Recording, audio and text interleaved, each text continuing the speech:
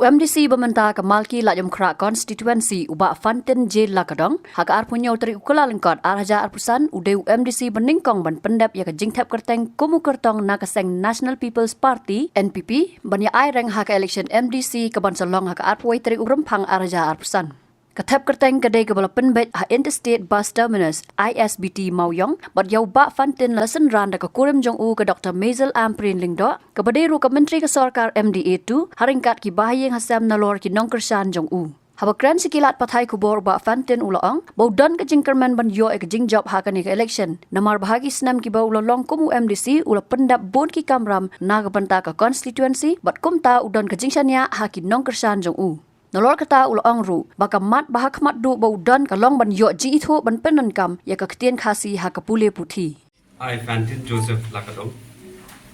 having been nominated as a candidate to fill a seat in the 17 Lamukra Malki District Council constituency, do swear in the name of the God that I will bear true faith and allegiance to the Constitution of India as by law established, and that I will uphold the sovereignty and integrity of India.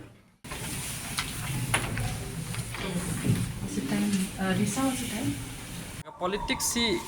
kejing kena kandan baik, especially the pidon ni haka ruling. Kata di ka bentah yang bana du mencua ka julong ta.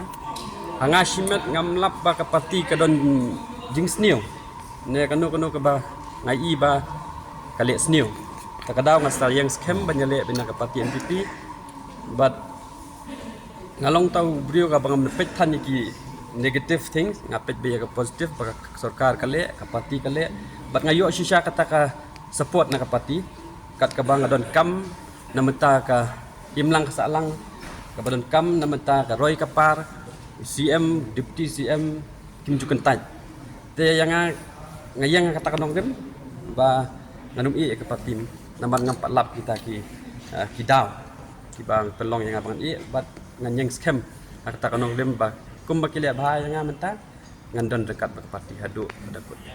kijing pendep habai pen bakaan ni labun pi saya don hangtei saya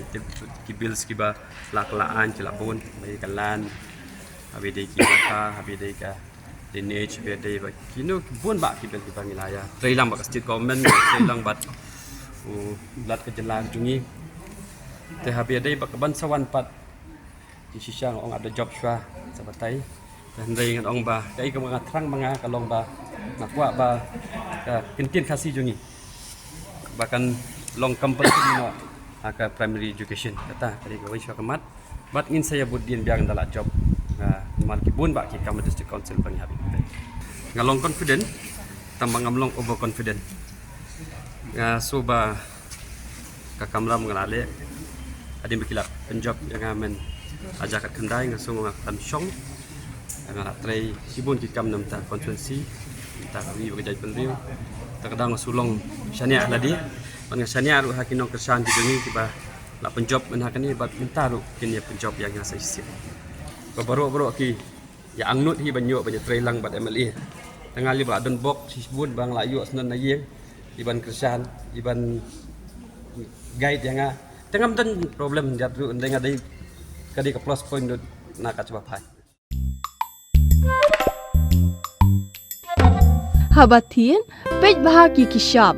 plus F ka plus F hakabam bangibam dunaki eki batte ye kamet namar kata habathiru atau khau kamlu ka umpnyang kadut pej ya ka shop plus F haka jingsom yaki nutrient kumki vitamin bat ka ayan la icon diat bada ka bathau bha kam khta ka dur jing ki mar bam ka jing mat lani ka rukom shed yaki balehi banai kita ka don ka we ka jing mentoy ba kongsan ka kot ka kia